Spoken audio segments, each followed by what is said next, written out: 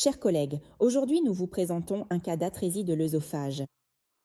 L'atrésie de l'œsophage est une pathologie dans laquelle la communication entre le segment proximal et distal de l'œsophage est absente en raison d'un développement insuffisant du segment intermédiaire de l'œsophage, souvent secondaire à une ischémie survenue pendant l'organogenèse. L'incidence varie entre 1 sur 2500 et 1 sur 4000 naissances vivantes. Il s'agit donc d'une pathologie relativement fréquente et associée à un risque élevé d'aneuploïdie, ainsi qu'à un risque syndromique important, comme nous le verrons par la suite.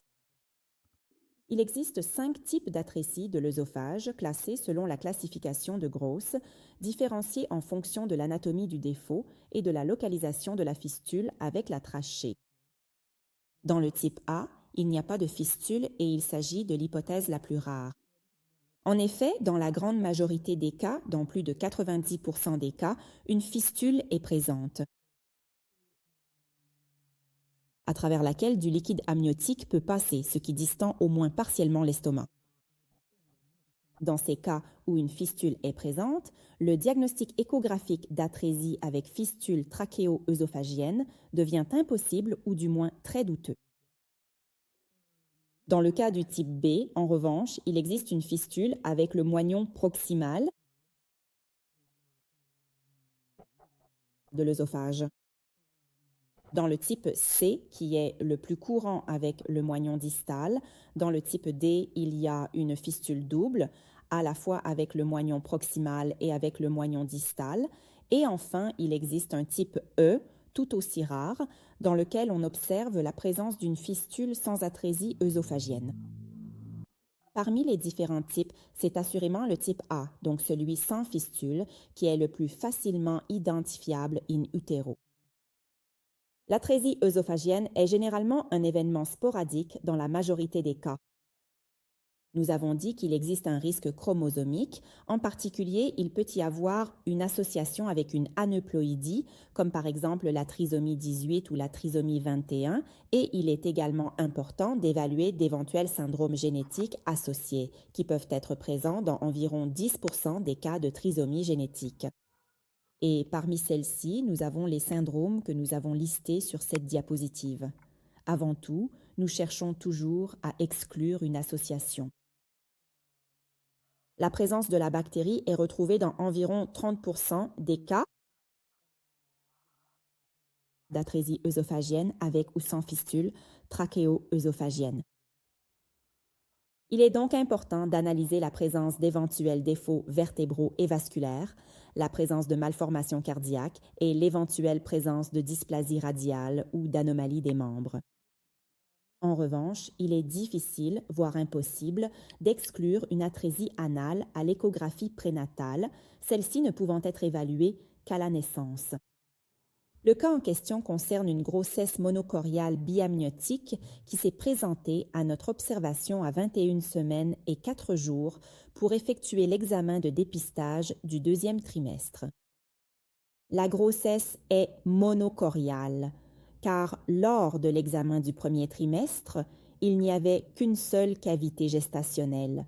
De plus, dans ce cas, même s'il est difficile de reconnaître le placenta unique à ce stade, nous observons justement un placenta postérieur et surtout un septum fin avec le signe en T, caractéristique typique de la grossesse monocoriale, où la membrane de séparation entre les deux sacs amniotiques ne présente pas de tissu corial interposé. Nous voyons sur ces images le fœtus en haut à droite. Il présente un estomac normal qui est indiqué par la flèche. Le fœtus à gauche, en bas à gauche, présente une vessie normale qui est indiquée sur ces images, mais il n'y a pas de remplissage de l'estomac. Dans ce cas, la bulle gastrique est absente. Dans certains cas spécifiques, elle pourrait être relativement petite, voire même très minime. L'absence complète et totale suggère la présence d'une atrésie de l'œsophage sans aucune fistule, ce qui est une observation clinique importante. Évidemment, il est toujours important de réaliser un suivi échographique car l'estomac pourrait se remplir au cours des heures. C'est pourquoi nous précisons toujours cela dans le compte-rendu et effectuons un suivi au cours des heures suivantes. Encore une fois, l'absence d'observation de la bulle gastrique, donc le meilleur indice pathognomonique, de l'atrésie œsophagienne est la présence d'un estomac petit ou absent. Observez justement lors du suivi, vous voyez que les images défilent après plusieurs heures. Encore une fois, la région de l'estomac est complètement vide. L'absence totale de l'estomac suggère l'absence d'une fistule trachéo-œsophagienne ou en tout cas une connexion sténosée très petite. Nous voyons encore qu'après 5 heures, la région de l'estomac est absente. Il est possible d'observer un signe de sac, un remplissage transitoire de l'œsophage proximal lors de la déglutition. Cependant, ceci n'est pas pathognomonique car cela peut également être observé chez des fœtus normaux. Par conséquent, cela ne doit pas être utilisé comme critère diagnostique pour l'atrésie. Nous voyons que dans ce cas, un autre signe peut être la présence de polyhydramnios. Le polyhydramnios se développe rarement avant 20 semaines et nous voyons dans ce cas que chez ce fœtus, il n'y avait pas de présence de polyhydramnios lors de ce premier examen diagnostique. Et cela peut être dû au fait que la déglutition fœtale n'est pas une partie très importante de la dynamique du liquide amniotique avant 20 semaines. Un autre signe échographique, visible dans jusqu'à 40% des cas, est le retard de croissance, présent dans ce cas. Et normalement, le retard de croissance est dû au fait que le liquide amniotique est important pour la croissance fœtale, surtout dans la seconde partie de la grossesse. Par conséquent, le fait qu'il y ait une atrésie de l'œsophage provoque une perte globale de protéines chez le fœtus et donc un retard de croissance. Naturellement, cela peut ensuite influencer, lorsqu'il est de degré sévère, l'approche chirurgicale néonatale de ces fœtus.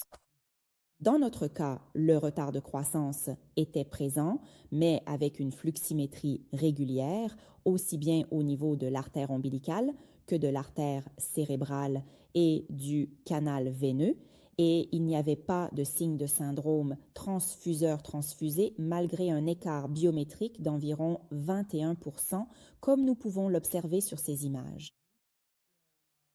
Surtout, tout l'écart était dû au fait que le premier fœtus était quelques jours plus avancé par rapport à l'âge gestationnel, tandis que le second fœtus avait quelques jours de retard. Au contrôle à 24 heures, l'absence de la bulle gastrique du fœtus située à gauche est confirmée, ce qui confirme également la suspicion d'atrésie de l'œsophage sans fistule. En évaluant ensuite le liquide amniotique, on constate dans ce cas qu'il était aujourd'hui à la limite supérieure pour l'âge gestationnel. Par prudence, dans ces cas-là, il faut toujours recontrôler le fœtus à plusieurs reprises pour être certain du diagnostic. Nous avons recontrôlé le fœtus après 5 jours et l'estomac n'était toujours pas visible, donc la zone de l'estomac était toujours vide à chaque observation et a confirmé le soupçon d'atrésie de l'œsophage sans fistule. Le liquide amniotique se confirmait également à la limite supérieure pour l'âge gestationnel, avec une poche maximale pour le fœtus situé à gauche qui, dans ce cas, était de 74 mm.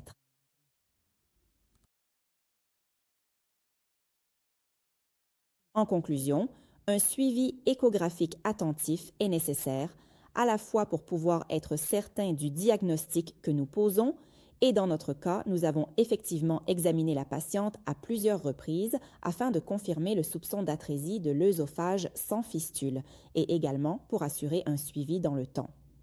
Cela est important car il faut évaluer la présence de polyhydramnios et sa gravité, ainsi que le retard de croissance qui peut évoluer au fil du temps. La grossesse elle-même et influencer l'issue chirurgicale postnatale. Il est donc nécessaire d'évaluer attentivement également d'éventuelles anomalies associées, comme nous l'avons dit au début, en raison des divers syndromes. En premier lieu, le syndrome Bacterl, qui peut être associé à l'atrésie de l'œsophage, et dans notre cas, le fœtus était absolument sain. Il n'y avait donc pas d'autres anomalies décelables à l'échographie. Il est naturellement important de suivre un conseil génétique afin de pouvoir envisager une éventuelle étude du karyotype fœtal pour exclure notamment l'association avec les aneuploïdies, en particulier la trisomie 18 et 21. De plus, il est important de suivre le conseil d'un chirurgien pédiatrique. Merci. Cela parce que, naturellement, l'issue postnatale dépend de l'intervention rapide du chirurgien pédiatrique et est également conditionnée par le retard de croissance ainsi que par d'éventuels cofacteurs qui peuvent être mis en évidence lors des échographies ultérieures. L'accouchement doit avoir lieu dans une structure de niveau 3, car le traitement chirurgical est réalisé rapidement et nécessite une prise en charge en soins intensifs et une nutrition adaptée jusqu'à l'intervention. Merci à tous pour votre attention.